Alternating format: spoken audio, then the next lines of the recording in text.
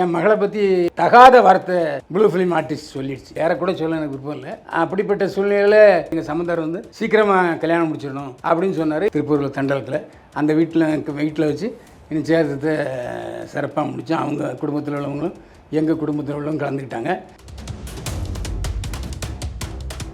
என்னோடய வருங்கால மருமகன் சிவா, அவர் MBA பிகாம் படிச்சிருக்காரு. என் பொண்ணு பிகாம் படிச்சிருக்காங்க. 2 பேரும் ஐடியில் வேலை செய்கிறாங்க. ஏன்னா என்னுடைய மச்சின பையன் தான் அவர். என்கிட்ட தெரியாமையே அவங்க ஒரு வாரம் பேசி பழகி அவங்க அதை முடிவு பண்ணி தான் எனக்கு சொன்னாங்க. அப்புறம் 2 பேரும் மச்சன்கிட்ட பேசினா எல்லாம் உட்காந்து பேசி முடிவு பண்ணிட்டேன். உண்மையாக இருந்தால் நான் எனக்கு சுடுவோம். உண்மையே இல்லையே அதில் உண்மை இருந்துன்னா எனக்கு கொஞ்சம் சரியா ஐயோ உண்மையை சொல்லிட்டாய்வா அப்படின்ட்டு. அப்படி இல்லை. என் மேலே என்ன கோவங்கிறது அது தெரியும். அதோட விளைவு நான் அதை அனுமதிக்கும். எனக்கு ஒன்றும் இல்லைங்க, எனக்கு குடும்பம் இருக்குது, பேரம்பத்தி எடுத்துட்டேன், உனக்கு நோ. அதான் ஆண்டவன் பார்வை. என்னுடைய மனைவியும் மகள்களும் ஃபீல் பண்ணாங்க. ஆனால் என்னையை பற்றி அறிஞ்சவங்க என்னுடைய தொழில் இது பத்திரிகை தொழில். அதாவது பத்திரிகையில் வந்து நல்லதும் வரும் கெட்டதும் வரும். அப்போ நான் கெட்டதும் சொல்லியிருப்பேன். அதுக்காக நான் வந்து கெட்டவனாயிட முடியுமா? உள்ளுக்குள்ளே சொந்தக்காரங்களுக்குள்ளே நாம் திருமணம் செஞ்சுக்கிறதுக்கு என்ன காரணம் தெரியுமா? ஒருத்தருக்கு ஒருத்தர் புரிஞ்சிருப்பாங்க. மனப்பண்ணும் புரியலனா கூட புரிய வைக்கக்கூடிய சூழ்நிலையை அந்த பக்கம் அவங்க அம்மா அப்பா கவனிப்பாங்க, இந்த பக்கம் அவங்க அம்மா அப்பா கவனிப்பாங்க. இல்லைன்னா சம்மந்தப்பட்டவங்களே நம்ம சம்மந்தத்தை பேசிடுவாங்க. ஆனால் இது அல்லாமல், அதாவது புதுசாக ஒரு இடத்துல சம்மந்தம் பண்ணோன்னா சம்மந்தார் எப்படி இருக்கான்னு தெரியாது. திடீர்னு போயா என்னை பற்றி அப்படின்ட்டாருன்னா நம்ம கஷ்டமாக இருக்குங்கள. அதனால தான் எல்லாம் சொந்தத்தில் கொடுத்துக்கிறது.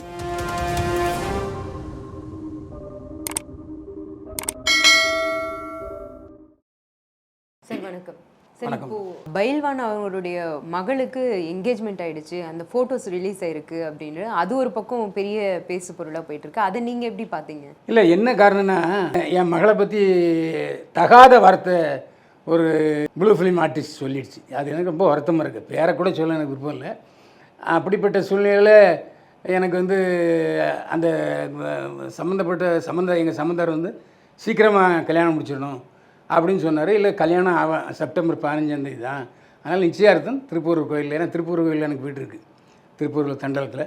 அந்த வீட்டில் வச்சு நிச்சயார்த்தத்தை சிறப்பாக முடித்தோம். அவங்க குடும்பத்தில் உள்ளவங்களும் எங்கள் குடும்பத்தில் உள்ளவங்க கலந்துக்கிட்டாங்க. செப்டம்பர் 15 என் மகளுக்கும் அவர் மிஸ்டர் சிவாவுக்கும் கல்யாணம். எங்கள் சொந்தக்காரர் தான், என்னுடைய மச்சின பையன்தான். அவங்களும் ஒரு வாரம் பழகி பேசி புரிஞ்சுக்கிட்டு தான் கல்யாணம் பண்ணாங்க. அதுலேயும் எந்தவித இடர்பாடோ சந்தேகமோ இல்லை. ப்ராப்பர் அரேஞ்ச் மேரேஜா சார்? அரேஞ்ச் மேரேஜ், அதில் எந்த சந்தேகமும் இல்லை. ஏன்னா என்னுடைய மச்சின பையன்தான் அவர். அதான் என்னுடைய மனைவியோட கூட பிறந்த அண்ணன் மகன் அவர், இளைய மகன்.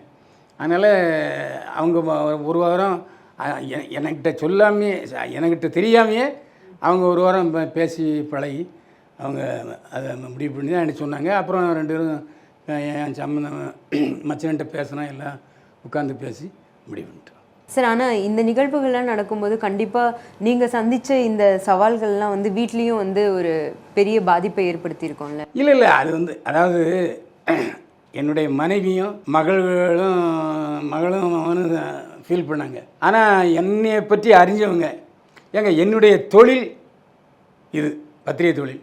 அதாவது பத்திரிகையில் வந்து நல்லதும் வரும் கெட்டதும் வரும். அப்போ நான் கெட்டதும் சொல்லியிருப்பேன். அதுக்காக நான் வந்து கெட்டவனாயிட முடியுமா? இப்போ போலீஸ்காரர் இருக்கார். போலீஸ்காரரை பார்த்தீங்கன்னா அவன் ஒரு விளங்காதவன், எல்லாரையும் பற்றி அடித்து கொல்லுவாம்மா. அவன் ஒய்ஃபு எப்படி இருக்கும்? ஆனால் ஏன் அவர் அடிக்கிறாரு? அடிக்கிறது ஒரு தொழில். அதே எப்படி போலீஸ்காரன் அடித்தா மற்றவங்க அடித்தா சும்மா விடுவாங்களா? போலீஸ்காரன் அடித்தா ஒன்றும் செய்ய முடியாது. என்கவுண்டருங்கிறதே அவங்களுக்கு இருக்குது. அதனால் போலீஸ்காரங்க மாதிரி நாங்களும் செய்தி சொல்ல கடமைப்பட்டவங்க. செய்தி இப்போ பொய்ன்னு சொன்னால் தான் எனக்கு வந்து பாதிப்பை தவிர உண்மைன்னா யாருக்கும் பாதிப்பு இல்லை. 2வது, என்னுடைய நேயர்கள் வந்து உண்மையிலே நீங்கள் கேட்ட கேள்விக்கு என்ன அர்த்தம்னா ஏதாவது பாதிப்பு இருந்தான்னு. ஏன்னா பாதிப்பு இல்லவே இல்லை. இன்றைக்கி நான் பிஸியாக தான் இருக்கேன். அதாவது நேற்று ஒரு நாள் ஞாயிற்றுக்கிழமை இருக்கிறனால நான் வந்து அந்த இதில் கலந்துக்கிட்டேன். காலையில் திருப்பூர்லேருந்து வந்தேன், இந்த இன்றைக்கி பேசிக்கிட்டு இருக்கேன் உங்கள்கிட்ட. அதாவது இன்னொரு விஷயம் என்னென்னா, இந்த அரசு ஊழியர்கள் அப்புறம் காவல்துறை அதிகாரிலாம் வந்து குடும்பத்தை தனியாக வச்சுட்டு தொழிலை தனியாக வச்சு தான் பண்ணிகிட்ருக்கோம். குடும்பம் வேறு தொழில் வேறு, 2 மிக்ஸ் பண்ணக்கூடாது. ஏன்னா ஸ்டேஷனுக்கு வந்துட்டால் போலீஸ் எண்ணத்தில் தான் அவங்க இருக்கணும். அதேமாதிரி இப்போ ஜேர்னலிஸ்ட் ஆகிட்டோன்னு வச்சுங்க, இப்போ என்ன செய்தி வருது அடுத்ததுலேயே ஃபோன் வந்தால் கூட அப்புறம் தான் பேசுவோம். அப்படி ஒரு சூழ்நிலை எங்களுக்கு இருக்குது. அதாவது டியூட்டி இஸ் ஃபஸ்ட். அதனால் நான் அந்த மாதிரியான விஷயங்களில் நான் வந்து பாதிக்கப்பட்டேன், இல்லாட்டி வருத்தப்பட்டேன்னு வச்சுக்கோங்க. உண்மையாக இருந்தால் நான் எனக்கு சுடும். உண்மையே இல்லையே அதில் உண்மை இருந்துன்னா எனக்கு கொஞ்சம் சரியா, ஐயோ உண்மையை சொல்லிட்டாய்வா அப்படின்ட்டு. அப்படி இல்லை. அதனால் அதாவது ஒரு காலேஜ் பசங்க 2 பேர் இப்போ ஐடிஎம்எல்ஏ எல்லாம் டூர் போகிறாங்க. அது தப்பாக எடுக்க முடியுமா? நான் என் மேலே என்ன கோவங்கிறது அது தெரியும். அதோட விளைவு நான் அதை அனுமதிக்கும்.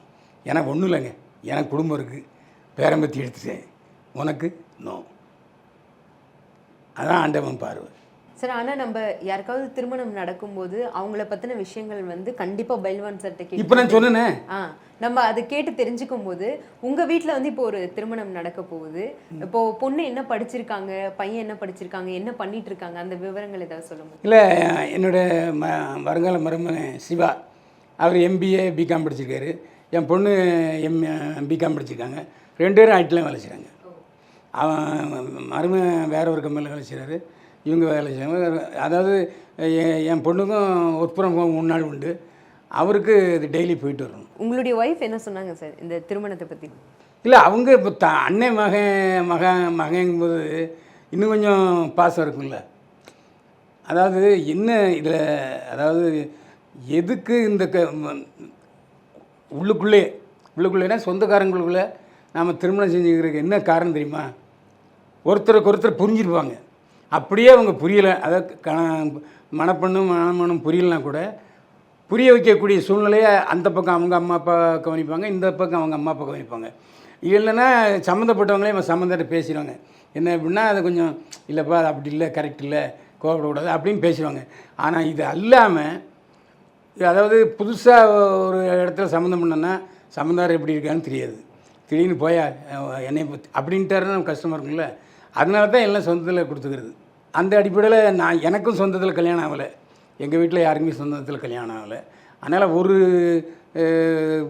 ஒரு தலைமுறைக்கு அப்புறம் இந்த தலைமுறையில் கண்டிப்பாக ஒரு என்ன காரணம்னா, நமக்குன்னு ஒரு 10 பேர் நிற்பாங்க. நம்ம சொந்தக்காரனா அவங்க சொந்தக்காரன் பார்த்தா இப்போ நேற்று நாங்களே 100 பேர் வந்துட்டோம். அதில் ஆட்கள் கிடையாது. அப்போது அதுதானே இவ்வளோ பேர் அவர்கிட்ட இருக்காங்கப்பா அப்படிங்கிற ஒரு இதுக்கு தான் அந்த சொந்தத்தில் கொடுக்குறது. சார், ஆனால் நீங்கள் வந்து ரொம்ப ஃபெமிலியரான ஒரு ஆள். கண்டிப்பாக சோஷியல் மீடியாவை பொறுத்த வரைக்கும் டெய்லி உங்களுடைய வீடியோஸ் வந்து எல்லாருமே பார்த்துட்ருக்காங்க. உங்களுக்கு ரசிகர்கள் அத்தனை பேர் இருக்காங்க. உங்களுடைய மாப்பிள்ளை உங்களுடைய ரசிகரா? இல்லை, என்னுடைய மாப்பிள்ளை வந்து அவர் என்னுடைய பதிவெல்லாம் பார்த்துருக்கிறாரு. ஆனால் அவர் வந்து விஜய் ரசிகர். என் பொண்ணு விஜய் ரசிகர் தான். அப்போது திருமணத்துக்கு விஜய் சார் இல்லை, போன பையனும் விஜய் ரசிகர் தான். ஆனால் போன கல்யாணத்துக்கு விஜய் வந்திருந்தார். இப்போ கட்சி ஆரம்பிச்சிட்டாரு. பட் நான் சொன்னேன்னா கண்டிப்பாக கூப்பிடுவேன், கண்டிப்பாக வருவார். என்ன காரணம்னா, அவர் நான் சிறு வயசுலேருந்தே பார்த்துக்கிட்டு இருக்கேன். அவங்க அப்பா இந்த விஜய் வந்து 10 வயசு இருக்கும்போதே எனக்கு அவர் தெரியும். அவங்க அப்பா படங்கள் நிறைய படங்கள் நான் நடிச்சிருக்கேன். அதனால் 2வது அவருக்கு சில தோதான விஷயங்களை சொன்னவன் நான். கேள்வி இந்த ப்ரெஸ் மீட்லலாம் நீங்கள் வந்து 2 வேஷம் பண்ணுங்கள், ஏன்னா ஒரு வேஷம் பண்ணுவேன் என்னால் தெரியாது, திணறிட்டு இருக்கேன். இல்லை எல்லாம் வரும். எம்ஜிஆர் என்ன அப்படியே பண்ணார், 2 பேரும் ஒரே விற்க வச்சுட்டு 2 படம் பண்ணார், 2 வேஷம் பண்ணாருன்னு அப்படின்னு கண்டிப்பாக செய்வேன். அந்த மாதிரி சில விஷயங்கள், அதுமாதிரி நீங்கள் கண்டிப்பாக வருவீங்க அரசியலுக்கு அப்படின்னு சொன்னேன். அப்படி சிரிச்சிட்டு போயிட்டார். அவரும் கிட்டத்தட்ட ரஜினிகாந்த் மாதிரி தான். அதாவது சைலண்ட்டாக பதில் சொல்லிட்டு போயிடுவார், தடாம்டான்னு பதில் சொல்ல மாட்டார். மக்கள் சார்பாக உங்களுக்கு முதல்ல வாழ்த்துக்கள் சார்.